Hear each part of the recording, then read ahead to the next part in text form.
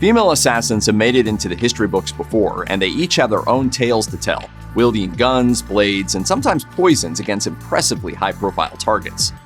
Born in 1890 in Ukraine, Fanny Kaplan had all the makings of a revolutionary. Living in a world where the Russian government was on the verge of collapse, Kaplan spent her youth mingling with anarchist and socialist revolutionary groups. She was eventually arrested for terrorism in 1906 and spent a decade in Siberian labor camps. By 1917, the Tsarist government fell apart and Kaplan was released, but she wasn't pleased with the world around her. A member of the Socialist Revolutionary Party, she favored the democratically elected Constituent Assembly.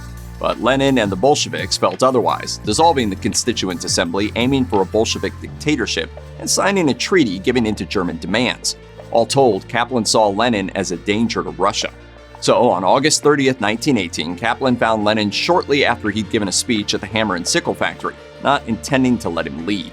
She shot at him 3 times, hitting him in the arm and neck. His guards evacuated him away to the Kremlin, but Lenin never did get the wounds properly treated. Complications from this attempt may have contributed to his death via a stroke 6 years later. Meanwhile, she was captured, then taken by the Cheka for 3 days for torture and interrogation. She stuck to her story that she acted alone, refusing to implicate any other socialist revolutionaries, and was executed on September 3rd. In 1967, 19-year-old Lynette Fromme hitchhiked to Venice, California. There, she met the infamous Charles Manson and became a loyal follower. During his trial for the 1969 Tate LaBianca killings, she stood outside the courthouse with an X carved into her forehead. She even served time in jail after being convicted of attempts to restrict testimony against Manson from other family members. And that wasn't the only jail time she served. On September 5, 1975, she showed up at Sacramento's Capitol Park, where President Gerald Ford happened to be, with a plan to plead her case regarding environmentalism. Instead, though, she brandished a loaded pistol and pulled the trigger. There wasn't a bullet in the chamber, so nothing happened. A Secret Service agent immediately grabbed her, and just like that, it was over. I said to myself, "Are you going to shoot him?" And I said, I'm gonna go see what's necessary. She later claimed that the cartridge had been intentionally ejected and never intended to actually shoot the president. All the same, she was convicted and sentenced to life in prison on December 17, 1975. She served 34 years of that sentence and was released on parole in 2009, apparently still in love with Manson. Gerald Ford certainly had an eventful September in 1975. Only 17 days after Lynette Fromme's attempted assassination, he was the target of another one.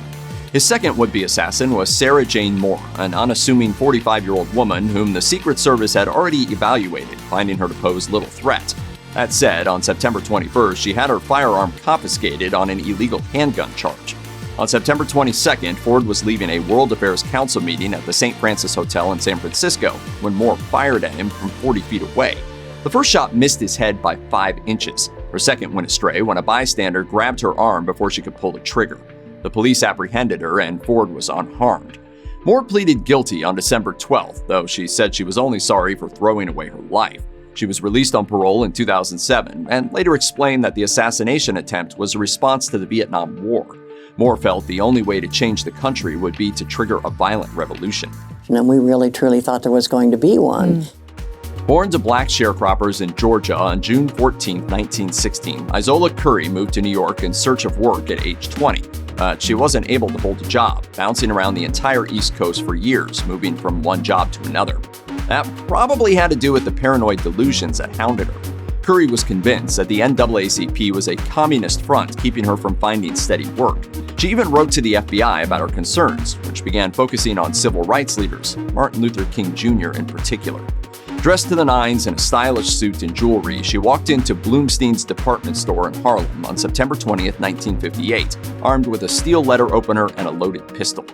King was signing copies of his book, and after confirming his identity, she plunged the letter opener into his chest. It was actually a bit of a miracle he survived. Curry was arrested at the scene, but she was ultimately deemed unfit to stand trial, diagnosed with paranoid schizophrenia and an IQ around 70.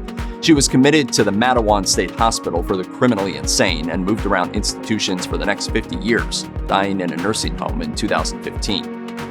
Grigory Rasputin was an advisor to Tsar Nicholas II, but beyond that, he's known for some weird legends, including the myth that he just refused to die.